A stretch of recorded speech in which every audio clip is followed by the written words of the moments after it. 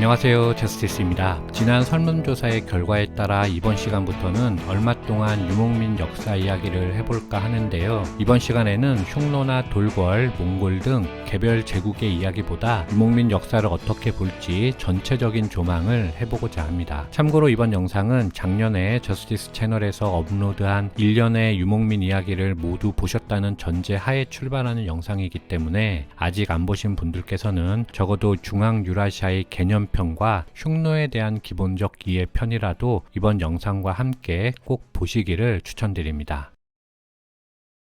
여러분, 유목민의 역사를 잘 이해하기 위해서 제일 먼저 해야 할 작업은 무엇일까요? 그것은 당연히 그들이 누구이고 어디에 사는 사람들인지를 살펴보는 것입니다. 유라시아 스텝의 범위를 보면 동쪽으로는 싱안링 산맥부터 시작해서 서쪽으로는 흑해 북쪽 평원까지 타원형으로 칠해진 곳이 유라시아 초원인데 바로 이곳이 유목민들의 주요 활동무대였습니다. 그 위쪽 초록색 부분은 타이가라 불리는 북방 삼림지대이고 초원 아래쪽 황색 부분은 사막이나 반사막입니다. 유목민들이 타이가나 사막 지역으로 진출을 안 한 것은 아니지만 대체로 유목민들의 활동 범위는 초원이었다라고 보시면 좋을 것 같습니다. 이렇게 좌우로 펼쳐진 초원의 길이가 대략 7,000km 정도인데요. 동서로 펼쳐진 광대한 초원에 그들의 활동을 제한할 만한 곳은 바라시오 근처에서 알타이 산맥과 텐산 산맥이 만나는 지역 정도이지만 양 산맥 사이에도 틈새는 있었기 때문에 결과적으로 유목민들의 이동을 크게 제약할 만한 자연지형은 없다고 볼 수 있습니다. 게다가 초원은 말이 자랄 수 있는 최적의 조건을 가지고 있었기 때문에 유목민들은 말을 타고 이 광활한 초원을 자유롭게 횡으로 오갈 수 있었던 것이죠. 그렇다면 이쯤에서 의문이 하나 생깁니다. 유목민들은 왜 한 곳에 정착해서 살지 않고 이동해야만 했을까 하는 점인데요. 그 이유는 간단합니다. 초원에서는 농사를 짓기에 적합하지 않은 땅과 기후를 가지고 있었기 때문입니다. 농사를 하지 못하니까 그 대신 가축을 키워서 먹고 살아가야 하는데 가축은 풀을 찾아 계속 이동하기 때문에 가축을 기르는 유목민들도 가축을 쫓아서 같이 이동하는 삶을 살 수밖에 없었던 것이죠. 그렇다면 도대체 초원의 기후가 어땠길래 농사를 지을 수 없었던 것일까요? 위에서 말씀드린 것처럼 초원은 북쪽은 타이가, 남쪽은 사막으로 둘러싸여 있기 때문에 겨울이 되면 초원이 북쪽 시베리아 타이가의 영향으로 극지방의 혹한을 그대로 맞이해야 합니다. 반대로 여름이 되면 이번에는 고비 사막의 연장선상이 되어서 타들어가는 더위를 겪어야만 했죠. 유목민들은 농사는커녕 사실상 봄을 제외하면 언제나 목초지를 찾아서 이동할 수밖에 없었습니다. 이렇게 초원에서 목축 유목을 하는 사람들을 동쪽에서는 투르크인이나 몽골인이라 칭한 것이고 서쪽에서는 스키타이 또는 이란인이라고 부른 것이죠. 기록된 역사에 유목민이 최초로 등장하는 것은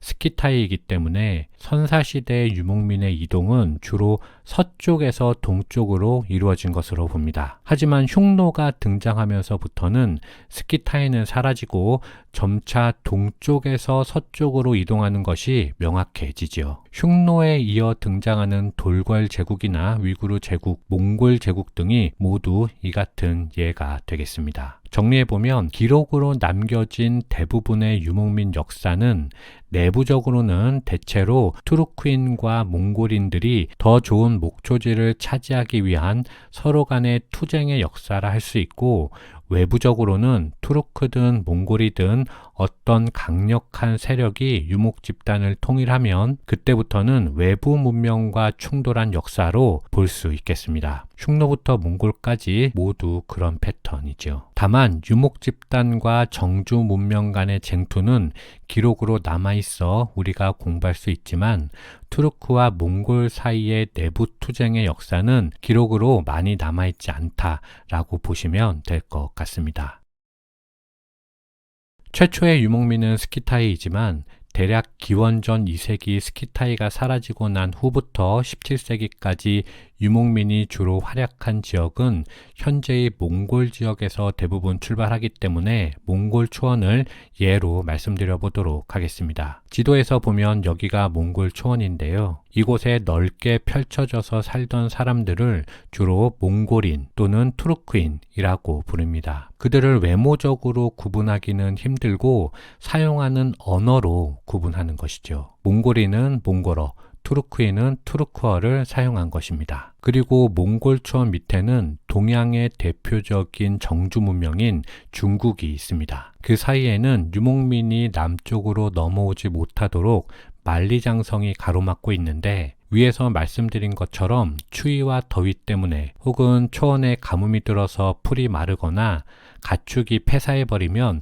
유목민들은 남쪽을 침략하지 않고는 살아갈 수가 없게 됩니다. 그럼 어쩔 수 없이 남쪽으로 내려가서 정주 국가를 약탈하고 공납을 요구하였지요. 그러면 중국은 천자가 주는 하사품이라는 허울뿐인 명분으로 세패를 바치면서 평화를 유지하는 스탠스를 취하는 것이 보통이었습니다. 물론 영락제와 같은 인물이 등장해서 북벌을 시도하기도 하지만 그것은 일부의 역사이고 이것이 기원전부터 17세기까지 약 2000년간 되풀이된 북방 유목민과 중국의 역사라 하겠습니다. 그렇다면 왜 항상 중국은 북방 유목민족에게 계속해서 당하기만 했을까요? 그 이유는 유목민이 신체적으로 강인한 몸을 가지고 있을 뿐만 아니라 엄청난 기동력을 가진 기마부대를 보유하고 있었기 때문이었습니다. 고원의 매서운 바람이나 무자비한 혹한, 찌는 듯한 더위의 공조는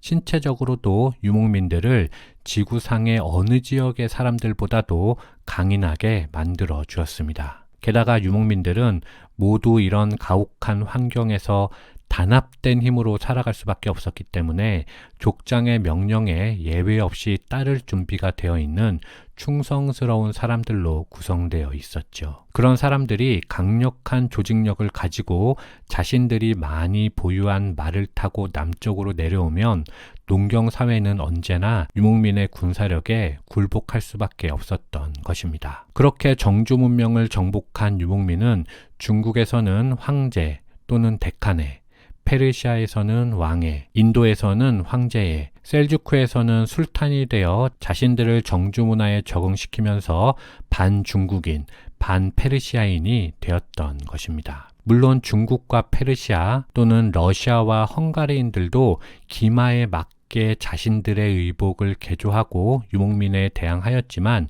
유목민들의 맞수가 될 수는 없었습니다. 그 이유는 위에서 말씀드린 것처럼 유목민들은 어려서부터 광활한 초원을 뛰어다니는 동물들을 몰아가는 훈련에 익숙해져 있었고 사냥감에 침착하고 끈질기게 접근해서 사냥을 완성하지 못하면 곧 굶어 죽는다는 것을 의미했기 때문에 기마는 전쟁을 떠나서 삶 그 자체였기 때문입니다. 따라서 정주국가가 유목민에게 기마로 대항하는 것은 역부족이었던 것이죠. 특히 유목민들은 동물을 사냥하는 것처럼 적과 정면 대결을 하지 않고 숨어 있다가 기습을 하고 사라지는 전술을 주로 사용했기 때문에 더욱 상대하기가 까다로웠습니다. 이런 기동성과 조직력을 갖춘 기마부대가 제베나 수부타이 같이 걸출한 장군에 의해서 지휘되면 그때부터는 무적이 되어서 동서남북이 모두 통일되어 버렸던 것입니다.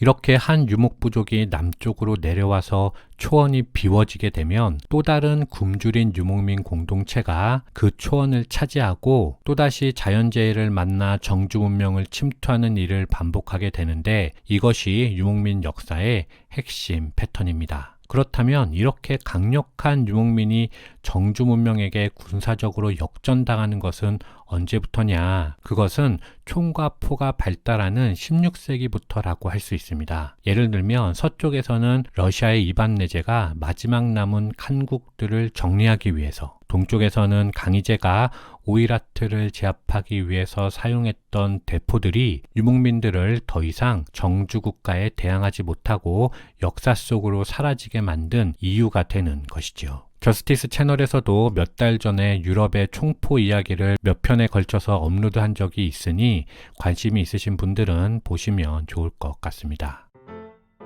유목민은 동서양 모두에게서 야만인으로 규정되는 슬픈 역사를 가지고 있습니다. 그 이유는 우리가 배우는 역사가 대체로 서양에서는 그리스 로마에 의해서, 동양에서는 주로 중국에 의해서 기술되었기 때문인데요. 그런 이유로 게르만인은 로마인에게 야만으로 불렸고, 슬라브는 게르만에게, 그리고 남중국도 중국의 중원에게 언제나 야만으로 불려왔습니다. 하지만 위에 언급된 소위 야만인들은 어쨌든 모두 농경 생활이 가능한 지역이었기 때문에 잉여 시간이 발생하고 문화를 발전시키며 후진성을 벗어날 수 있었습니다. 하지만 야만인들 중에서도 유목민들은 농경 생활을 할 수 없었기 때문에 목축 유목을 할 수밖에 없었고, 초원이라는 혹독한 기후는 유목민들을 남쪽의 농경 민족을 공격하게 만들었다. 이것이 유목민의 역사다. 이렇게 정리할 수 있겠습니다. 오늘은 여기서 마치고 다음 시간에 계속 이어가도록 하겠습니다. 감사합니다.